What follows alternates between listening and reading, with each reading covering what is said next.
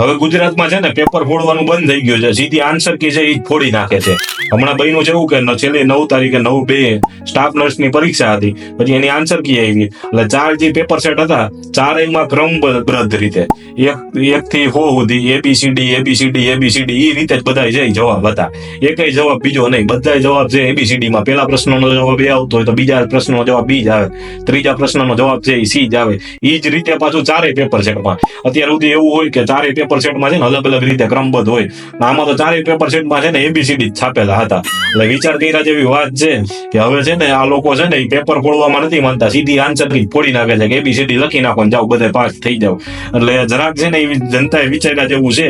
આ સરકારને તમે જેને મત દઈને મોકલે છે ને એ લોકો તમારી કેવી રીતે છે ને એ ગેમ રમી રહ્યા છે. જનતાને કહું છું હજી જાગો, નકર તમારા છોકરા મહેનત કરતા જ રહી જશે અને આ બધા છે લાગ્યા એ બધા ફાવી જાય. એની પેલા જાગો અને કાંઈક છે ને સરકારને કાન આંબળતા શીખો. ધન્યવાદ. જય હિન્દ, જય ભારત.